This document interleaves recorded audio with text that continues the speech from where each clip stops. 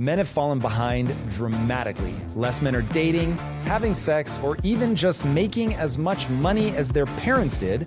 Social media, dating apps, blatant theft of financial opportunity, and a social shift to shaming men for being ambitious and aggressive have created an environment where guys feel lost, hopeless, and lonely. Here to talk about it is Professor Scott Galloway. For the first time in U.S. history, a man 30 years old who's largely judged by his financial success is not doing as well as his parents. What went wrong? So there's a variety of things that have created these atmospherics. So some of them societal, some of them biological, some of them economic. We have men mature later. Their prefrontal cortex is literally less developed. And it's getting worse for some reason. Girls are going through puberty sooner, men or boys later. In addition, with the second most single-parent households of any nation in the world, with the exception of Sweden, what you have is this increasingly prevalent single point of failure for when men come off the tracks, and that is they lose a male role model. So what's interesting is if you look at a single-parent household, and it's usually about 88% of the time, it's a mother taking care of children. The girls have similar outcomes, similar college attendance, go on to similar income, similar levels of depression. Boys become much more likely to be incarcerated, much less likely to go to college, much more likely to be depressed.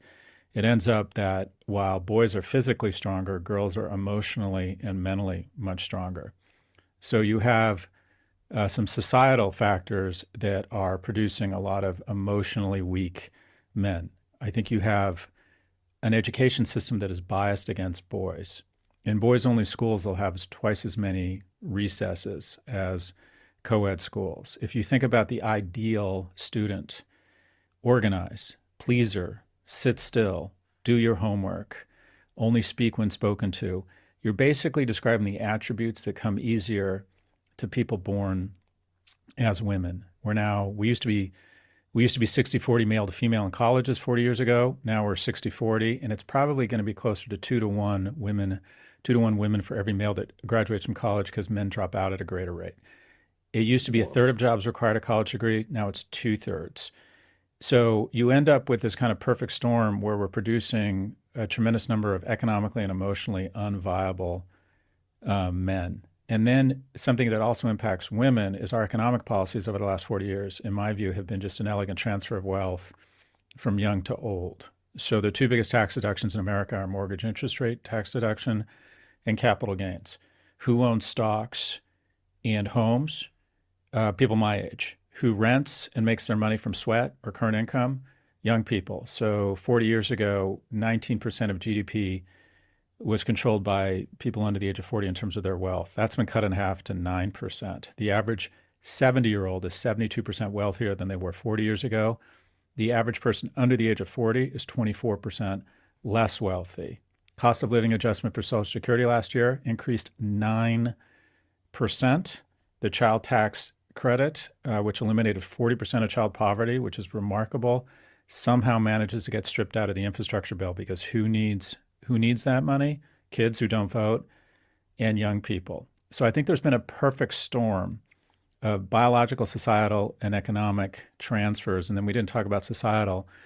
I think that men have been getting mixed messages. I think we've done a great job lifting women up, focusing and trying to address some of the injustices and biases that women have had to endure for a long time. And I wouldn't say we've overcorrected, but I think that people don't have a sympathetic ear, or society doesn't have a sympathetic ear to young men. When we talk about young women or non-whites and the substantial challenges they still face, we talk about resources and the requirement or the need for government intervention and social programs. When we talk about young men failing, you start using words like they need to level up, or if they were only more in touch with their emotions, or we use words like accountability. So there's a lack of empathy for young men. And then into that void slipped in some very negative voices, I think, that was sort of thinly veiled misogyny.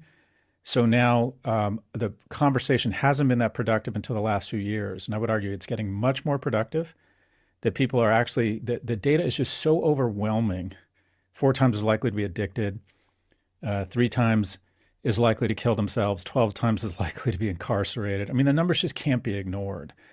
And now we're having, I think, a much more productive conversation around potential solutions for how we level up young men as a means of leveling up an entire younger generation who, in my opinion, for the first time, America is consciously leaving behind.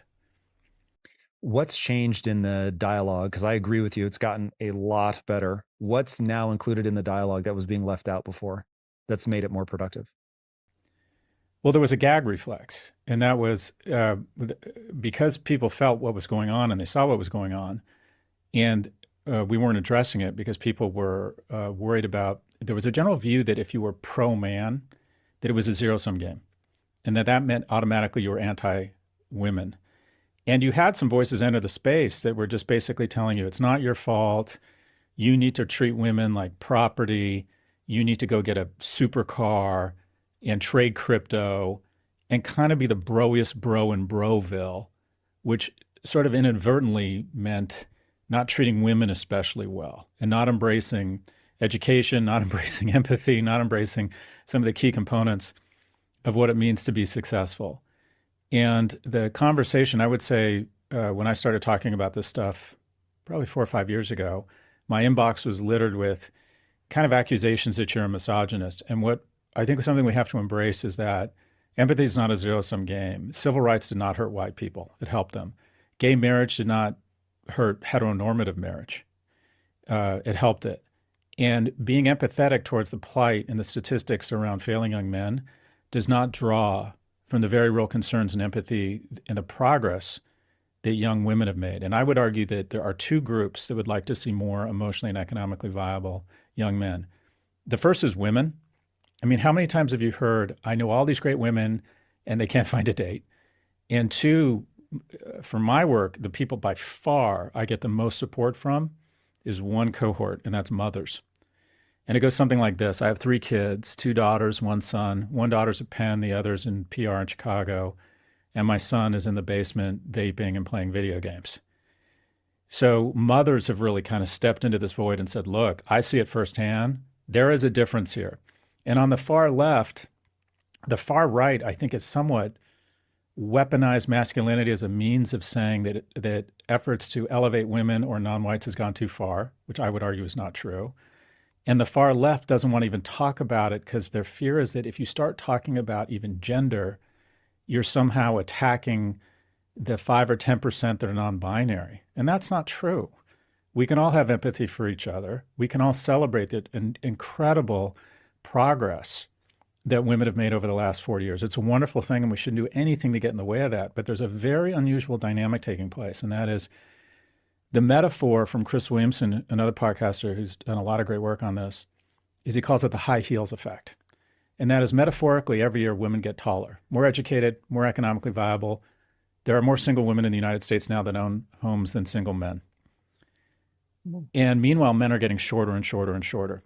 And 50% of women state they won't date a guy shorter than them. I actually think it's much greater than that. It's just an embarrassing thing to say.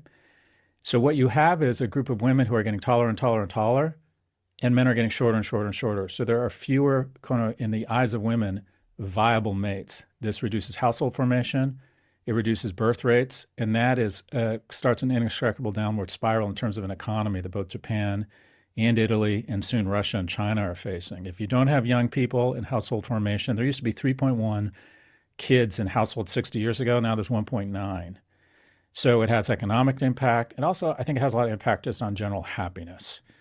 The majority of, I'm not saying you can't be happy living your life as a single person. I was single for most of my adult life. I was very happy. But I do think the most rewarding things in life come from a function of deep and meaningful relationships. And oftentimes that comes from a relationship with a romantic partner that you decide to have kids with. And I think there's a lot of young men and women who feel like they don't really have the same environment to form that sort of relationship. It's economically more challenging for them. And there's a variety of factors, including other things we can talk about, online dating, that I think make it even more difficult. Yeah, I think to really tease apart the issue, we will certainly get into that stuff. For me, looking at it, it is men and women exist in a dance. and people are not thinking from first principles. So when you start thinking about, okay, men and women have co-evolved together, they have a role where they each are both what I call the shout and the echo. So you are what you do, the shout, and you are the echo, what comes back to you. So I've heard you say this, and this is certainly true for myself. So much of my ambition was simply to get laid. And then in the beginning, that certainly got me moving. And then when I got married and was doing well in that department, I felt I had an obligation to my wife to become the kind of man that could continue to provide and protect. And so I ended up developing a pretty, I was not raised with what I'll call a super traditional outlook on what masculinity was, but I ended up finding that as a way to provide for her in the way that I had promised her that I would. And that just sort of led me to becoming more aggressive, becoming more stoic, acquiring skills as rapidly as I could, understanding what part of the relationship I was going to play. When we got married, it was very traditional. So my wife grew up a traditional Greek girl. She has since become an entrepreneur in her own right and has just taken a totally different path. But when we got married, she was a housewife for almost a decade. I went out and earned an income. And I watched a really interesting dynamic form between the two of us, where in the beginning, she did not plan to interface with the world directly. So it was through me that she was going to get things done. And so if she didn't think I was asking for enough or pushing hard enough or working hard enough, whatever, she would encourage me with her feminine wiles to get me to behave in ways that she liked. And look, she was maybe not even consciously aware of all of it. And we've always been high-level communicators that discussed all of this. But if she thought I needed to put in more energy at work, she would make that known. If she thought I should ask for a raise, she would make that known, so on and so forth. And so that dynamic of behind every powerful man is a strong woman, I actually watched that play out in the beginning until she decided she was going to have her own voice and step forward. But that beginning dynamic between the two of us showed me a lot of the historical dance between men and women, where a woman was largely going to be focused on raising children, just biologically. Obviously, that's a role they are optimized for. And so now when we live in a world where she can choose either path, she can go in and become an entrepreneur, as my wife has chosen to do, or she can stay at home and they really function more as a unit. And that is what I feel is breaking down, is right now everyone is sort of running the race on their own. And to your point, you now get women are being far more successful at what could be deemed a traditionally masculine game. And now men are beginning to lose out at the traditionally masculine game. What do you think about that? There's a lot there. So I think what you described in terms of your role and what you're trying to bring to your relationship, I think that's a pretty decent subtext or definition of masculinity in a very crude legs of the stool: protector, provider, procreator. And the prospect of a romantic or a sexual relationship is exceptionally motivating for a young man. That's why a lot of young men shower. It's why they actually have a plan. It's why they go to work. It's why they stop getting high and drinking so much during the week, because oftentimes their partner, their romantic or sexual partner, will say, unless you get your shit together, I am leaving. And also these instincts begin to kick in, where you want to take care of this person. You want to build a life together, and you want to be a great provider. You want to be a great protector. And by the way, that attribute of masculinity is not sequestered just to people born as men. A lot of women demonstrate wonderful forms of masculinity. I like to think I demonstrate a lot of the attributes normally associated with femininity. But to have an adult conversation around this, we have to have an adult conversation, and that is somewhere between 5 and 10% of people identify as homosexual. That means about 90% identify as either heterosexual or non-binary. So it's okay to talk about the majority of people are going to be born with a certain predilection or a certain bias, or more easily embrace certain attributes than people born as the other gender. And I don't think there's anything wrong with that. And what I'm telling, or what I'm trying to argue for, and I'm trying to write a book on masculinity, is that men need to lean into a modern form of masculinity. And there's nothing wrong with that. You brought up the motivations for you being a good provider. my success is a function of a few things. One, the generosity of California taxpayers and the Regents of the University of California. I went to school where you live at UCLA and Berkeley, where my total tuition for 7 years of school, undergrad and grad, was $7,000 total tuition. And more importantly than that, the admissions rate at UCLA when I applied was 76%. This year it'll be 9%. And in exchange for their generosity, after spending 5 years smoking dope and watching Planet of the Apes, I got a 2.27 GPA from UCLA. And what happened with that 2.27 GPA? Berkeley let me into graduate school. Imagine that. Berkeley, one of the finest institutions in the world, let me in with a 2.27 GPA. And then I got my shit together and I went on to do well by most metrics. And the real motivation, the real motivating factors were women. First and foremost, my mom got very sick, and it was just me and her. I was raised by a single mother who lived and died a secretary. And we didn't have money, and we were underinsured. And if you want to see the harsh side of America, there's a lot of wonderful things about America. I think America becomes more like itself every day.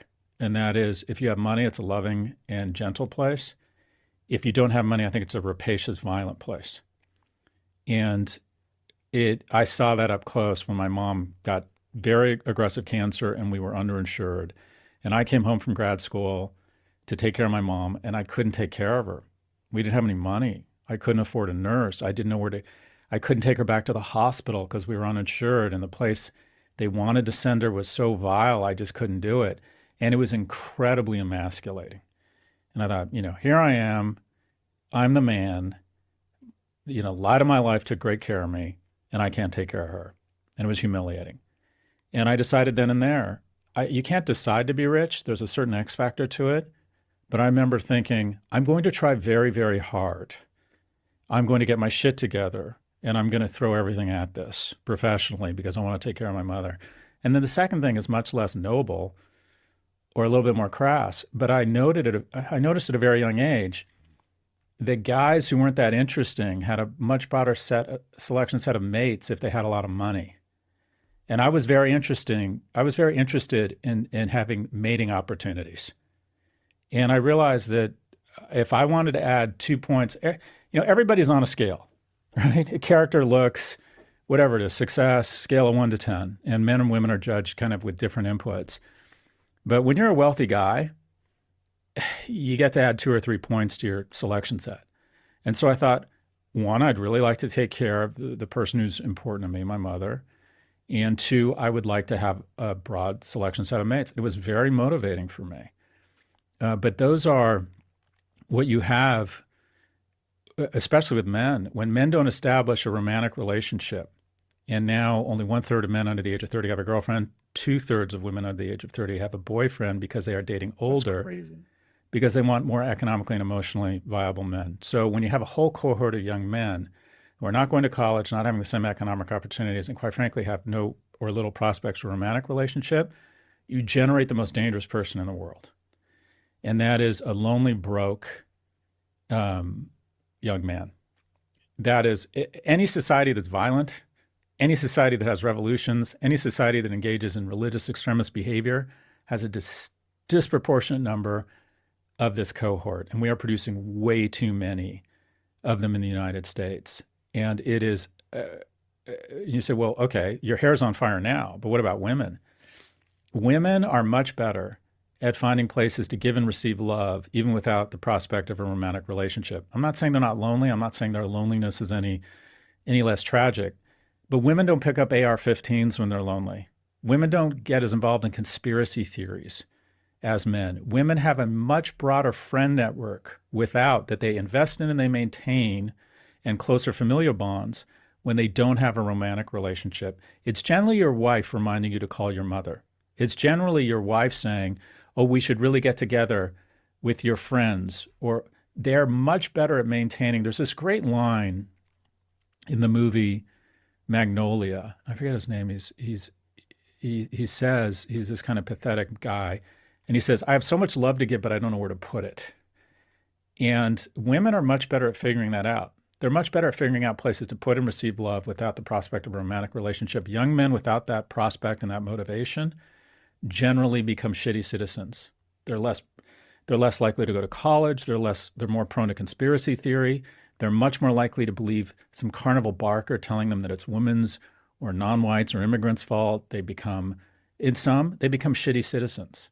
And so, unless we can massively invest in a younger generation and give them more opportunities, and I don't think we want to go to male affirmative action, I just think it would be too politicized. Unless we make the requisite investments, and we can do this, we've done it before, to have a dramatic step change upgrade in the economic viability of all young people, including young men, we're not going to have as much household formation, and we're going to have too many lonely young people, especially too many lonely young men. The big tech community has made trillions of dollars trying to convince young people that they can have a low risk, low entry, reasonable facsimile of life via algorithms and screens.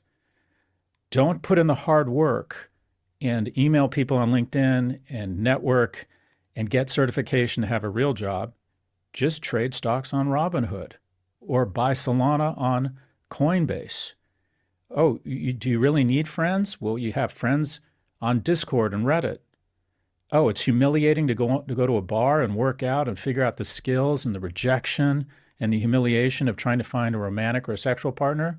Well, you got YouPorn, and now you have an AI girlfriend, and soon you're going to have a sex doll. So you have a group of people, young people, especially young men, who are exiting and sequestering from what is the most rewarding thing in life, and that is deep, meaningful friendships, professional relationships, and romantic relationships. The reason why romantic comedies are 2 hours, not 15 minutes, is that the real victory in life, the really rewarding things in life, the reason we live life, all of those things have one thing in common. They're really hard. It is really hard to establish relationships and mentorships and a reputation as a good coworker and manager at work. It is really hard to establish a great network of friends and invest and feel that collegiality and that joy. And it is really hard as a young man to get your shit together and be attractive enough that you have the confidence to endure rejection. The only thing I can guarantee anyone who wants to succeed professionally and romantically is rejection. That's it. That's the only thing I can guarantee you. And unless you develop the skills to endure that and then become that person that people want to be with, I worry we have this group of kids or young men who have literally just fallen off the map. They don't develop professional or social skills, and then they get into their mid or their late 20s. They're still living at home, where the majority of people over the age of 30 are no living with a romantic partner or roommate. They're living at home, and they never catch up. They never catch up. They spend the rest of their lives alone, and they never really get to experience that victory, that warmth, that friendship, that love that many of us got to experience in an America that, quite frankly, just invested more in youth. Man, this is a really fascinating problem. Exactly why I am obsessed with people thinking from first principles. So you saying that a lot of this stuff is going to be really hard, and right now technology is helping people optimize for doing things that are easy. This is the danger sign I want to flash to people. If you're going to think from first principles, you have to first ask, what is the wet works that determines how we feel about the world? So you're interpreting everything through your body, your mind, obviously, but your mind is in such concert with whether it's your microbiome or whatever. But you are what I will call a flesh-based AI that is going to respond to, adapt to, and learn from its environment. So what is the nature of the human mind, whether male, female, doesn't matter. Just what is the nature of the human mind? And I think when people talk about things have gone wrong and we want to go somewhere new, it's like, okay, what exactly are you optimizing for? And for me, anyway, my North Star is to create as much human flourishing as possible and reduce as much human suffering as possible. Now, I'll round that to fulfillment. So I think people should be optimizing for fulfillment. And I think fulfillment has a recipe that's based on the evolutionary reality of the way the human mind works. So I think the human mind is optimized for the just hundreds of thousands of years where surviving was brutally difficult. And if evolution only has pleasure and pain as levers to move your behavior in the direction most likely to cause you to survive long enough to have kids that have kids, which is all nature is trying to do, then it's going to say, hey, you did a really hard thing. Feel good about that. Hey, you're just sitting around. Don't feel good about that. Because if you're just sitting around, you're not doing anything, you're not pushing yourself, you don't feel exertion. I know you've said if you slip into depression or if you were advising somebody that does, that sweating is one of the things that you recommend. Just like get out there and do a thing. Now, the reason I think that works is because evolution had to incentivize you to go out and do hard things, to face danger, to take risks, to improve yourself. And so there are all these evolutionary pressures from a I am striving to be fulfilled standpoint to work hard. So my recipe for fulfillment looks like this. You must work hard to acquire a set of skills that you care about for whatever reason that allow you to serve yourself and the group. And if you don't do any of that, including just not working hard, you will have a profound sense of dis-ease. And so I look at modern life and I'm like, this is utterly fascinating. We have killed ourselves for God knows how many centuries to build a perfect walled garden where there are no predators. We don't have to worry about anything. And when you get there, because of evolution's manipulation of the human brain, it doesn't feel good. And so suddenly you have to put yourself back in a position where you have to do hard things, that you have to have a goal, you have to be striving for something, making progress. And if you're not doing that, you don't feel good. Makes sense. Yeah. So this is where I now then start asking, okay, technology, which you've touched on, what is it doing that's creating the downward spiral and or contributing to it if it isn't the sole thing? Because I think you've laid out three very important factors. But when I look at society, what it's doing and technology, pornography certainly comes to mind. If you had to rank order the technological problems, what rough order would you put them in? Is it pornography first? Is it wasting time on video games? What are the problems created by tech? So first off, let me start with stuff that probably there's more alarm than actual harm. Video games have been shown. It would be logical if you see these multiplayer shooter games to think, okay, that's what's causing shootings, mass shootings. And all the research shows that that's in fact not the case. And for a lot of boys, it's a means of socialization. It's a means of relaxation for them. Obviously, there are limits to it. I notice that when my son's on screens too much, he just, for lack of a better word, turns into an asshole. And if he's used to being entertained all day long, when you don't entertain him or he doesn't get that action reaction, he'll do something to get a reaction regardless of whether that's good or bad behavior. That's just true of screens in general. What I think is most damaging is polarization. I think our discourse has become too coarse. If you look at America, relatively speaking, America, I would argue, has never been stronger. We're food independent, we're energy independent. China's neither of those things. You can maybe argue they're food independent, but China can't get into a war, an aggressive action, because there's so many choke points that could cut off their energy supply. We produce more energy than we consume. We produce more food than we consume. No one is lining up for Russian or Chinese vaccines. If you think about the most breakthrough technology creating the most shareholder value, it's AI. 98% of it was not only invented and captured in the United States, the majority of it is within a 7-mile radius of SFO International Airport. Our universities are the best in the world. When a conflict breaks out in the Middle East, we can send 2 carrier strike forces that can deliver the violence of a third or the fourth biggest nation in the world, which hopefully cauterizes it from becoming a national conflict or a regional conflict. Our inflation is the lowest in the G7, while our growth is amongst the highest. Our unemployment is at near record lows. Our markets are at record highs. I mean, there isn't a nation that wouldn't kill for our problems right now. And yet we don't like each other. And yet we see each other as our enemies. About 45% of Democrats are worried their kid is going to marry a Republican. People are talking to their neighbors less. The number of people who would vote for an autocrat as long as it was their autocrat is 25% in each party. A quarter of Americans would be fine with an autocrat who was elected. Was that how the question was posed? Like, are you okay with an autocrat, or they describe something that you read as an autocrat? I need to know how terrified to be. Yeah, I don't know the market research semantics, but the wording, but it was something along the lines of, If it was a Democrat, would you be comfortable by this person getting elected at all means possible, even if it meant election interference? In other words, Oh God, see, that freaks me out. would you? I think a quarter of Democrats and Republicans would tolerate election interference as long as their guy or gal was the beneficiary of that. Yeah. Well, I think you're seeing that. I think you're seeing a lot of it, especially on the Republican side. But anyways, I'm biased here. We don't like each other. I think in addition, what you have is, I mean, you have teen depression and childhood depression, especially acute among girls, Instagram, lack of self-esteem. I mean, imagine you're younger than me, but you probably grew up imagine never being able to leave the high school cafeteria. I got to come home and relax, and I didn't, no one was evaluating me. Now these kids, if you don't get invited to a party, you not only have to deal with the humiliation of that, which I dealt with a lot, but I didn't have to watch it play out in real time on Instagram.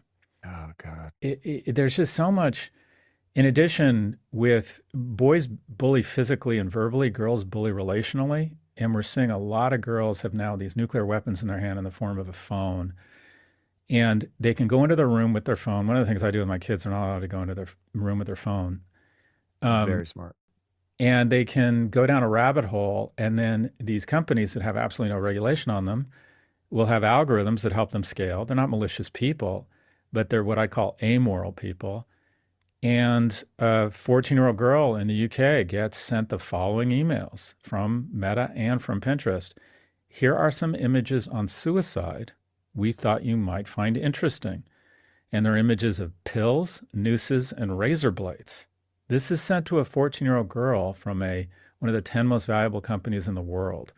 So teen depression, coarseness of our discourse, misinformation that gives people the wrong, misleading information around our elections or vaccines, concentration of power. You could go down a rabbit hole in terms of income inequality. I also think that more generally, and the biggest threat of AI, if we think about technology, is just the increase in loneliness. 1 out of 7 men don't have a single friend. 1 out of 4 men can't name a best friend. Women don't report numbers nearly as stark. Women are much better at maintaining friendships. But I worry that being online, especially AI with AI girlfriends and these algorithms, per our previous comments, are going to increase loneliness. So, pick your poison. A coarsening of our discourse, reduction in faith of our institutions, misinformation around healthcare, around health, or around elections, teen depression and suicidal ideation, and generally speaking, loneliness. Those are the downsides. I also need to just say, I do think technology has created a tremendous amount of economic value. I think it's made a lot of people's lives better. There's some real upsides. I don't think you would press a button and have it all disappear. I think we are net gainers from technology. The problem is with the word net, and that is because we are net gainers, we don't hold these companies accountable. We make a decision on someone or a company and say if it's a net good, it shouldn't be held to the same standards that we held previous generations of people and companies. So I think fossil fuels are a net good. I think pesticides are a net good, but we have an FDA and we have an EPA. And for some reason, we've decided with technology, there should be no similar governing bodies or laws.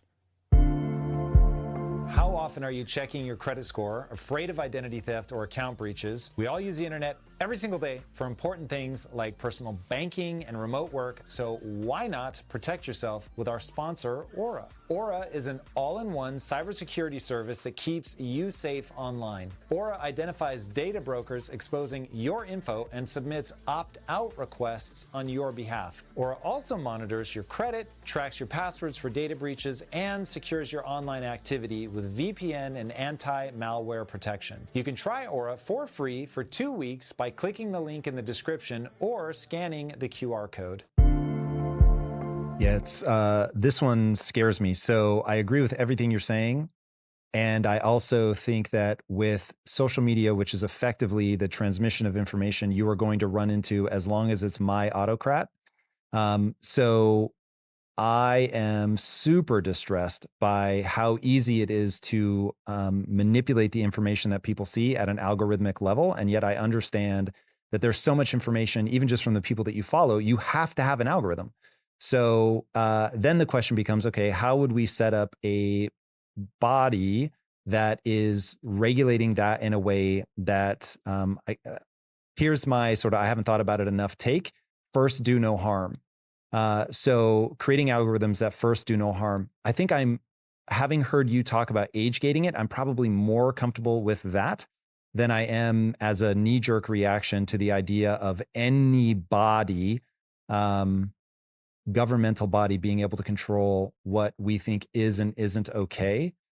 So I agree on the problem, not entirely sure how solvable it is.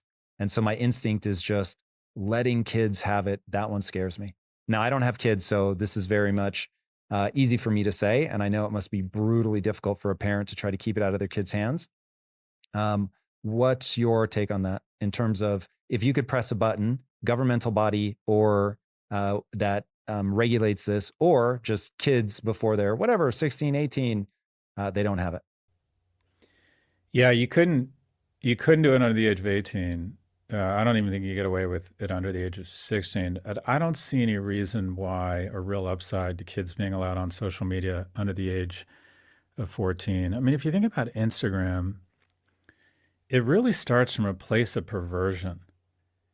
And that is the algorithms are going to encourage young people, especially young women, to pose in very sexualized positions with very provocative clothing, such that they can be evaluated by their peer group and strange men all over the world. I mean, quite frankly, it's just a little bit fucked up. And the amount of harm it does create some communication, but the number of high schoolers that see their friends every day has been cut in half just in the last 10 years. And I think some of it is they think, well, I'll just snap them or I'll go on Insta. And I saw this sort of play out in real time. I had made the mistake of filming my kid doing a handstand, my oldest one, I think it was about 12. And he did a handstand on the beach and he said, "Can you post it to YouTube?" And I said, "Sure." So we uploaded it to YouTube and created an account. And he got a like. And someone said, "Great job." And I just saw something connect in his brain. And for the next 24 hours, he was saying to me, "Can we check YouTube for more comments?"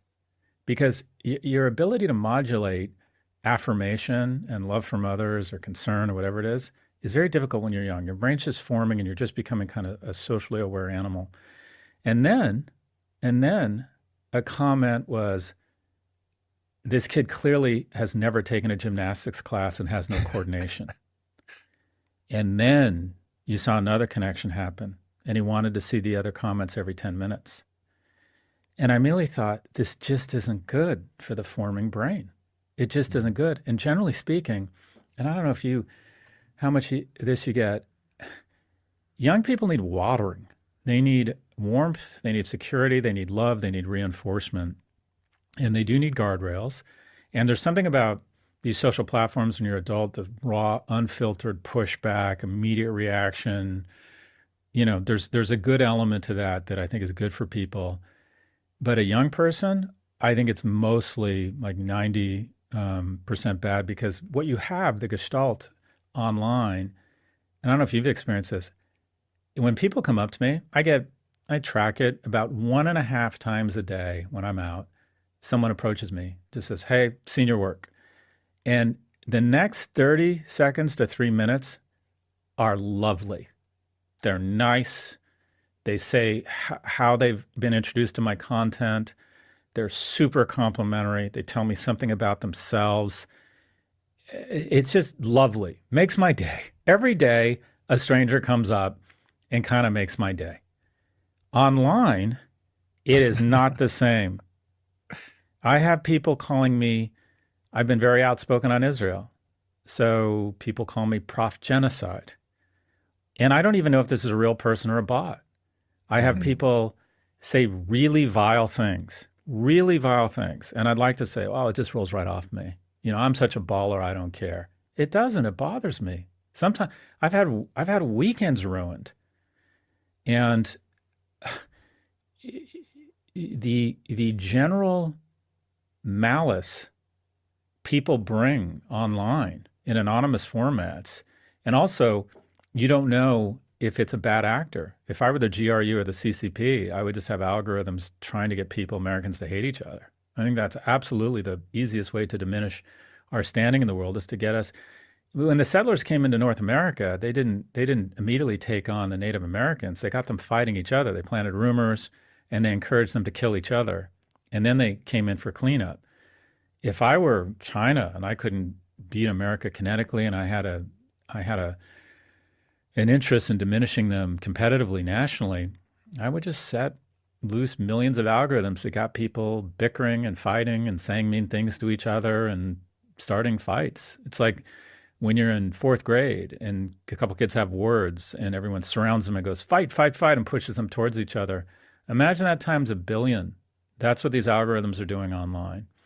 And Mhm. if you're old, you should be able to modulate it. Maybe it takes a toll on your mental health. It was taking a toll on mine, so I got off of Twitter. I thought Twitter has become just such, it's become the sewage system for a cesspool. I thought it has just gotten so ugly and so angry. I'm no longer getting as much. The downside is greater than the upside. I can modulate it. I don't think a 13-year-old girl or boy can modulate it. So I'd like to see age gating. I don't think there's a lot of downside to age gating. We age gate the Mm. military, pornography, alcohol, cigarettes, content. I mean, I couldn't get in to see the I had to sneak in to see The Exorcist when I was a kid. You were supposed to be 17. Why on earth wouldn't we age gate social media? Yeah, it's interesting. This is the thing that really scares me about technology. And full disclosure, I am a techno optimist. I'm about as optimistic as you're going to get. I wrote a whole comic book about this set in the future in a world that I think is actually going to come to fruition, where AI and robotics meet, people begin augmenting themselves. And in that, my pitch is that technology is actually the good guy, and it's the reactionary people that are going to create the problems. However, like, if you're not being Pollyanna, you really have to recognize that there is a terrifying truth to the velocity and volume of information that people are exposed to. The human mind has a very difficult time holding on to nuanced arguments. And so if you give somebody a catchy enough slogan to repeat, and then as an algorithm figure out which way they lean, and you just feed them more of that. And again, this is something I've heard you say, that outrage sells way more than sex. And so if you can get people into an outrage loop, you've really got them. And my thing, going back to first principles, if you understand that's the way your mind works, hopefully you, at least as an individual, can avoid falling into the trap.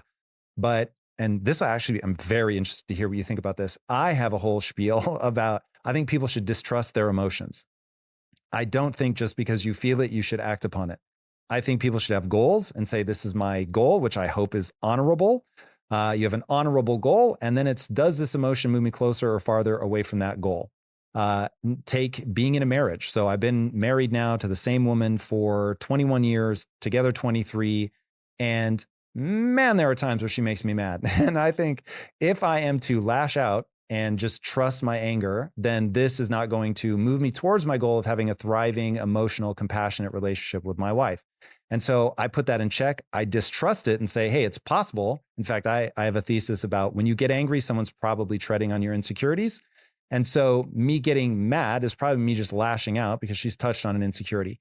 Anyway, one of the things that I just see people celebrating themselves for and others for is you feel it and you should express it. And I am hugely skeptical of that based on, remember my North Star, I want human flourishing, which I will define as people moving towards fulfillment. So I think people have to really be careful. But when you have that velocity and volume of information coming over social media, and okay, now we're getting into something I don't know if I've ever said this out loud before. Everything has a name. Every way that somebody could be, like you're nagging, or God, that's a terrible example, but you get the idea. Like every way of being has a name. And so everybody's just like, that's narcissism. And by putting it in a box, they're no longer thinking critically about it. That's misogyny. And everything goes into a box. And once it's in the box, we know we can dismiss it rather than, as you said earlier, having an adult conversation. Um, that freaks me out. So when I think about navigating social media well, I'm not optimistic. The only way, go ahead. Well, yeah, I'm not. I will say I agree with you. I'm an optimist around technology too. I do think um, so just to go to solutions, there's something called Section 230 that basically inoculates or immunizes all social media platforms from the same liability. If they could reverse engineer this podcast and show statistical evidence that girls started engaging in self-harm on a regular basis after listening to this podcast, you'd be in a world of hurt.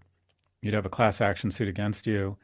It would be so scary and so economically ruinous that this podcast would either go out of business or quickly pivot to putting in place the technology to solve whatever was causing self-cutting or self-harm among girls. We decided that these nascent technologies, this law was written, I think, 26 years ago, should not be subject to the same scrutiny as every other media platform.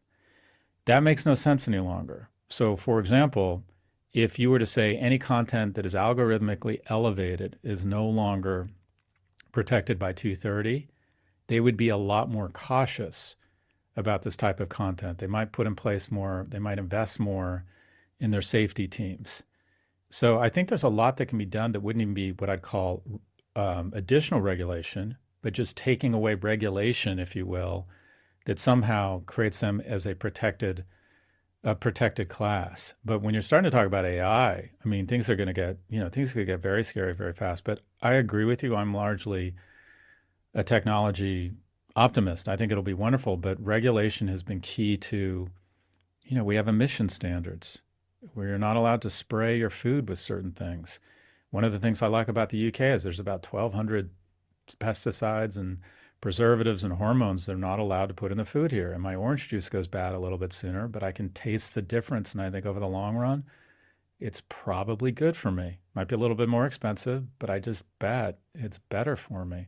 So I think I agree with you. I'm a technology optimist, but I'm also worried that we're so fascinated by technology and we suffer in the United States from what I'd call an idolatry of innovators, that because there's a lack of religion in people's lives, and I'm an atheist, I'm not what I'd call someone who talks about the importance of religion, but church attendance and the reliance on a super being declines as a nation becomes wealthier. It's much, much less prevalent than it was just 50, 60 years ago in the United States. And into that void has slipped our new Jesus Christ, and that's technology innovators. Magic feels mystical. It's hard to understand. These people are compelling. They make trillions of dollars. We're all very drawn to them. So we decide that our new Jesus Christ are Elon Musk and Steve Jobs, and we don't hold them or their companies to the same standards as other companies. And I think that's dangerous. I don't think, because we assume that we keep waiting for their better angels to show up. And the reality is, in a capitalist society where you have better health care, can take care of your parents and your kids, that reference broader selection set of mates, people like you, laugh at your jokes, you can help elect the next president when you have a lot of money. The temptation in capitalist society to aggregate wealth is so great that almost every CEO will make a series of what I call micro rationalizations and get to a point where they're sending emails with nooses and pills and razors. And we keep hoping their better angels are going to show up. And guess what? They don't. They don't. And they're not going to, because we've put in place an incentive system that encourages them to ignore it or to water it down or to delay and obfuscate, right? I think Sheryl Sandberg is probably a good person. She was consistently telling the world, we need to do better. We're proud of the progress. She was the heat shield for all the damage that Meta was levying on our youth and, quite frankly, the world and a lot of vulnerable groups. So we have in the U.S. Absence of regulation and absence of standards and way too much idolatry of innovators and of the dollar. And the result is a sector that is arguably the most influential sector in history. It's just the Wild West at this point. And they would argue, well, that's how you innovate. I think there's some truth to that. But the majority of industries that have grown really fast do have some sort of standards or regulation. And they will claim, well, these are great products and their cost is free. They're free. Google's free, Facebook's free. And I would argue that the economic cost of being a parent, trying to raise emotionally healthy, mentally strong kids, the cost to democracy, wondering if what you're seeing is a deep fake of Biden following or of Nancy Pelosi drunk, or wondering if this vaccine is actually going to alter your DNA. I think every day the costs go up that have been levied on our society as a function of a lack of regulation on big tech. Okay, so I think that's a very eloquent argument. Certainly sets the table for the problem. We've got the daughters in school doing well. We've got the son in the basement playing video games and vaping. What's the strategy for making him a productive member of society? So I don't think it's any silver bullet. I think it's a variety of solutions. One, I would, and this is Richard Reeves' idea, who wrote a kind of the landmark book on the topic called of Boys and Men. So some of his ideas are in here, but I would redshirt boys. I would start boys in kindergarten at 6 and girls at 5. They just mature at different paces. I would try and get more men back into primary and high school education. There are more female fighter pilots per capita than there are male kindergarten teachers. You can now go through, if you live in a single parent household, you can go through all the way through high school and never really have a male role model. So try and Whoa. get more men back into primary education. A massive investment in vocational programming. I don't know if you're old enough to remember wood shop, metal shop, and auto shop, Of course. but there were just a bunch of guys who just weren't going to go to college. But you know what? They were really fucking talented. They knew how to fix shit. They were handy. And they kind of got into wood. They were the guys hanging out at wood shop and making stuff and repairing cars. And in the American economy, the real economy, that guy with a 1 or 2 year apprenticeship, or that gal, and it's about 80-20 male to female, that guy or gal, they're making 80K right out of high school. And they're not going to go to college. And it doesn't mean they're a failure. It doesn't mean their parents have failed. You know, electricians, roofers, specialty nurses, specialty construction. Do you know how many really talented specialty construction managers we're going to need as we build more and more nuclear power plants? I mean, you're not putting up a tin shed here. It's not easy to repair an electric vehicle, or or it requires different skills to install and maintain energy efficient appliances requires a different set of skills. If you're renovating a house, you're going to see how much you're paying your plumber and your roofer. There are real jobs out there. So a massive investment in vocational programming, a massive investment in increasing the number of freshman seats. So instead of having all these incredibly emotional arguments over DEI and who gets in to Harvard or Cal State Poly or to Pepperdine or USC or UCLA, it's a giant misdirect because the answer isn't who gets in, the answer is how many. And when these universities sit on endowments the size of small Central American nations and they decide to limit their freshman classes so guys like me who are on the faculty at NYU can feel more important, and we stand up and applaud the dean every year when we say our admissions rate went from 14% to 12%, we've lost the script. That's not what we're supposed to be doing. We're supposed to be public servants, not a Chanel bag. So massively increase freshman seats, and then a series of economic programs that stop transferring money from young people to old people. An elimination of capital gains. You can lower taxes if you get rid of capital gains tax exemption. There should be, if you're going to favor anything, you should favor sweat. There should be a lower tax rate on people who actually get their asses out of bed, go to work, and do real work, as opposed to guys like me who just buy and sell stocks. Why? Why is money more noble than sweat? It should be absolutely the other way around. First home buyer programs. There's some in different states, initiatives. We have to level up young people. When the greatest innovation in history was not the semiconductor or the iPhone, it was the American middle class. It's fought wars. It's paid for so much incredible investment in DARPA, GPS technology, EV charging stations. The middle class in America from the end of World War II to now has been the gift that is kept on giving globally. So the question is, if that's the most noble and the most righteous innovation in history, how do you support it? And I think at its core was that we had young people with a lot of economic valuability. And the kind of flaw in the matrix right now is that we don't have enough economically viable young men.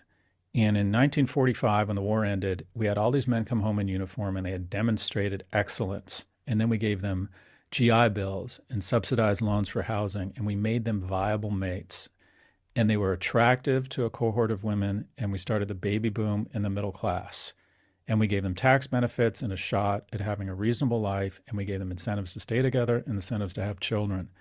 And that created prosperity the likes of which the world had never seen before.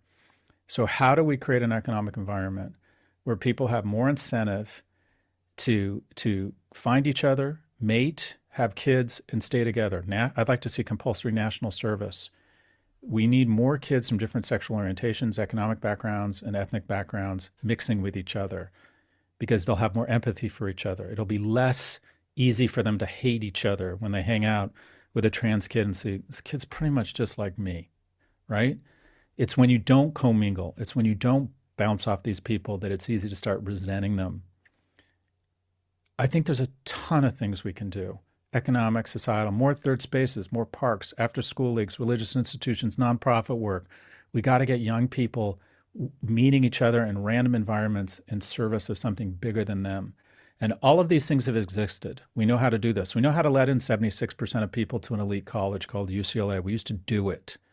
We know how to figure out a way to make it affordable for them such that the single sons or the sons of single immigrant mothers who lived and died as secretary, yours truly, can get a great education, have the opportunity to get their shit together and go on and live really remarkable lives. We know how to do all these things. It's more like a back to the future thing rather than the incumbents will tell you, whether it's corporations or the 1%, quite frankly, which I'm now a part of, that are getting a disproportionate amount of this spoils, will claim that these are huge unsolvable problems. They use words like networks and globalization. Bullshit. We have more prosperity in this nation than we've ever had. We've just decided not to share it the way we used to share it. The top income tax bracket after World War II was 90%. Even through the 60s and 70s, it was 70%. Now, and I'm very public about this, my tax rate for the last 10 years has been around 17%. That makes no sense. When I sold my last company, the first $10 million was tax-free. That makes no sense. I got very lucky with another investment. The first 25 million was tax-free. Does that make sense? Is that how we restore the middle class? I mean, it is so naked here, what is going on, this transfer of wealth from lower and middle income households to the very rich, that it's no wonder the middle class is withering. And what's so upsetting about this is none of this needs to happen. The cake has never been bigger. We're just slicing it much differently. Yeah, the Eric Weinstein said something to me one time. I agree with him on so much. This is sort of the one unique thing where he sounded crazy to me, which is he was saying that boomers basically need to step down and that they're hoarding wealth and they're, shutting out young people from all these opportunities. And I said, Eric, that's not how this works. Like, they have to be bested. Like, you can't expect anybody to be like, I'm going to slow down so you can lead. So clearly something is broken. And I think you've done a really good job of outlining the problem. And I think you've said what I'm about to say between the lines. And I'm pretty sure you believe this. But part of what is missing in all this is going back to the first thing you said, which is that men are getting shorter, metaphorically. And for anybody following along, men need to get metaphorically taller. And so some part of this is going to have to be inspiring people. And I think this is why you were saying, like, okay, we need to take care of the middle class. It will not take care of itself. And so one of the notes I was taking is the reason that you're interested in the middle class is it gives something attainable for a young man to aim for, where he can put in work, not necessarily going to a college, but he can put in work in a trade, get good at that, and show progress in his life, become again, metaphorically taller man, so that more women are interested, so that he has mating opportunities, so he's not getting frustrated, because that makes sense to me. And if what we're saying is, hey guys, we over here on a policy perspective, we have to make sure that we're creating a playing field on which you can make progress, because that is, as Tony Robbins says, is a foundational pillar to human happiness, which I agree very much. But at the same time, you're going to have to come on and play your guts out. And that's one thing that I don't hear a lot about anymore. As somebody who's sort of the final generation of people that was raised with the expectation that I was going to be tough, I was going to learn to man up, which I know is like ultra triggering now as a phrase, but man up, get tough, get better, strive, don't give up. And that was my entrepreneurial journey. I ate shit in the beginning. It was just one atrocity after another of me just being hopelessly bad at it and having to get good and work obscene hours. And I think that is going to have to be part of the message if we want guys to pull out of this tailspin. Yeah, I think a lot of it starts with parenting. So we've touched on, if you look at the spike in teen depression, and it's extraordinary what's happened over the last 10 years. Hospital admissions through self-harm, teen suicide, um, reports of hopelessness. It's up, like I think about 40% with men and I think 60, 80% with girls. And Jonathan Haidt, my colleague at NYU, has sort of reverse engineered it to two driving forces. One is social media, and we talked about that. We talked about the ails of technology or the ills of technology. The second is what he calls concierge or bulldozer parenting. And that is, as parents, we use so many sanitary wipes on our child's lives that they don't develop their own immunities. We clear out all their obstacles. And then they get to NYU or they get to college, they get their heart broken or they get their first D, and they don't have the scar tissue or the calluses to deal with it. They don't have the resilience and they freak out, quite frankly.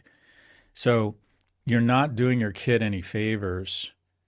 When you make money, what you want to do is you want to protect your kids. And the world has changed so dramatically.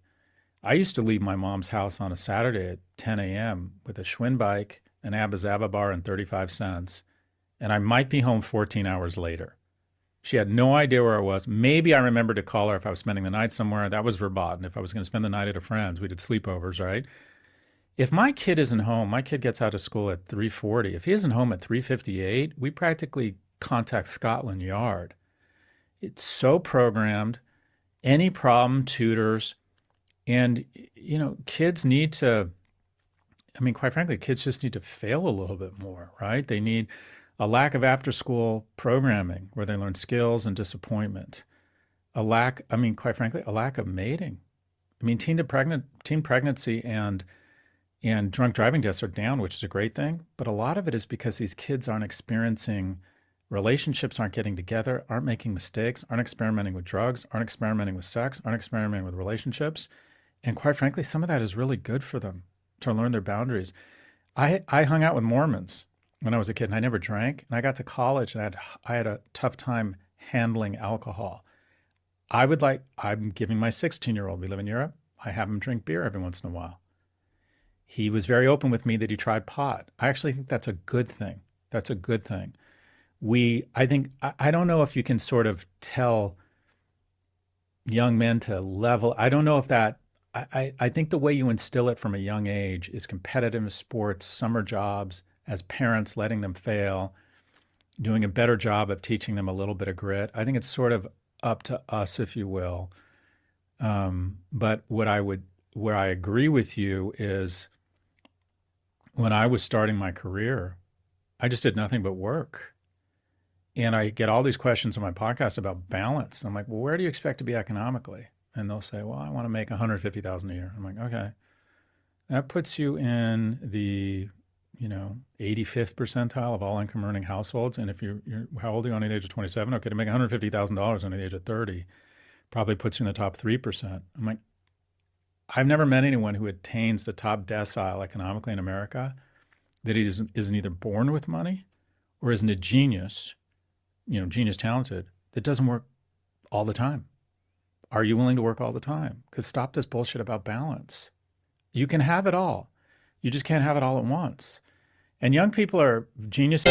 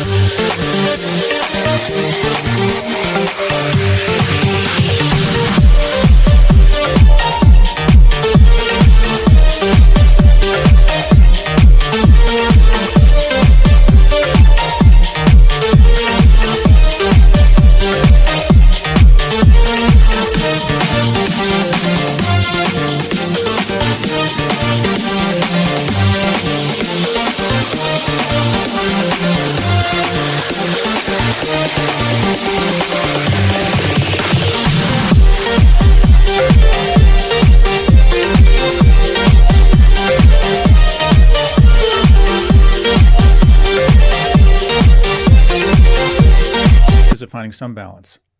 I worked all the time, but I always found time to drink. I always found time to find my friends. I always found time to try and pursue mating opportunities, even if I struck out. But this whole thing about follow your passion and balance. Okay, if you want to move to a low cost city, you have a partner, you don't need a fat house, you want to coach Little League. If you want to live to work, I'm sorry, work to live, more power to you.